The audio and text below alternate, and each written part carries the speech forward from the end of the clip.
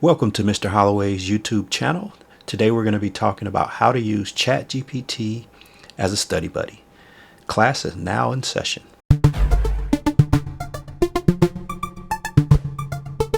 Today we're going to be talking about ChatGPT and how to use it as a study buddy. Now I'm using ChatGPT 4. As they touted, it's the most capable model for great for tasks for creativity and advanced reasoning. This is the ChatGPT 4 is actually about $20 a month. 3.5 is free.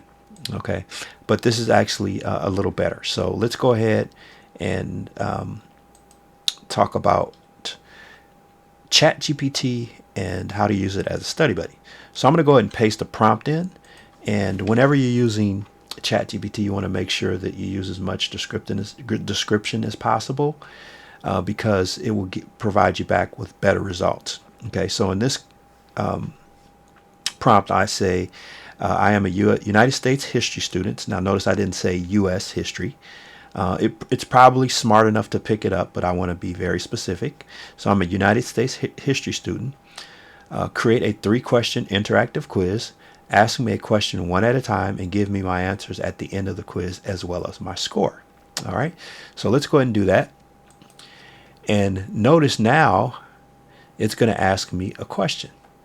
So it's going to say, who was the third president of the United States? Okay, so I'm going to answer these a little differently. I'm going to get one wrong. I'm going to answer with the letter, and then I'm going to answer with the name. And let's see how it responds. Okay, so who was the third president? So we know George Washington was first, John Adams. So we're going to do C. So I'm going to type in C. And so now it's going to go on to question 2. Now in this case, I'm going to put in, instead of putting in the letter response, I'm going to put in the year in this case. So it says, in which year did the United States declare independence from Great Britain? So I'm going to put 1776, which is actually C. Let's see how it responds. And so it just says understood. All right. So which amendment of the Constitution abolished slavery? Well, we all know that was the 13th Amendment, which is C, but I'm going to answer D because I want to get it wrong.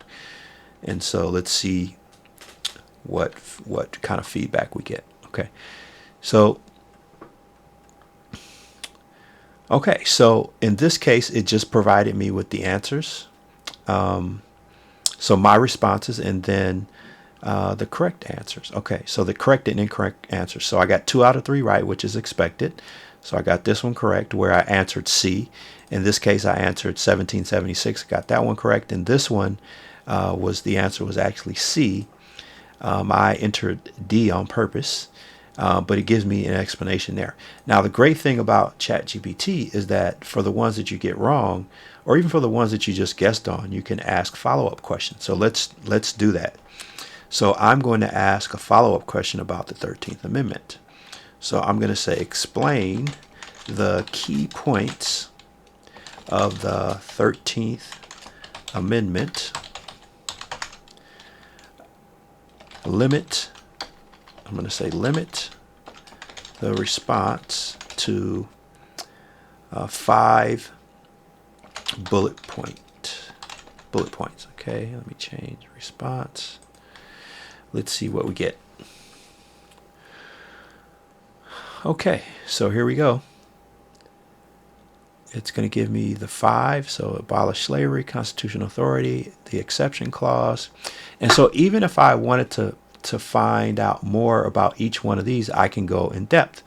So it says the exception clause. The amendment contains an exception for the punishment for the crime whereof the party shall have been duly convicted, which means that the forced labor can be used as a punishment for convicted criminals.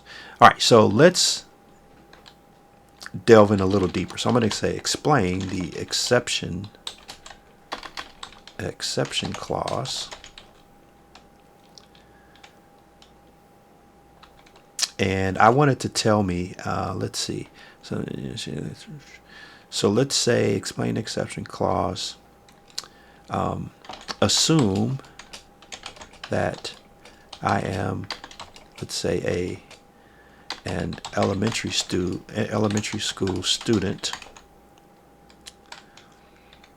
see what it does with that. So what I'm trying to say is that, hey, I need a very simple explanation of this, and let's see what it does here. Okay, so let's break it down. Okay, so now it gives me an analogy, which is good. So as imagine you have a rule at home that says no ice cream before dinner, but there's a tiny note at the bottom that says except on your birthday. That means on any other day you can't have ice cream before dinner, but on your birthday you can.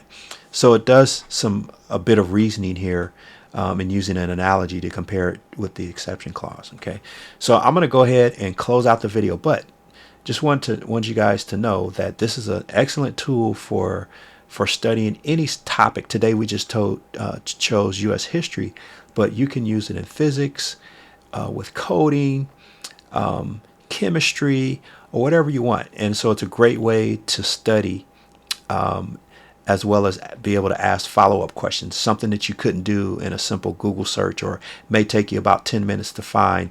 The answers here are immediate, and you can ask follow-up questions. So that is ChatGPT as a study buddy, and I'll see you in the next video. And don't forget to like and subscribe, and have a great day.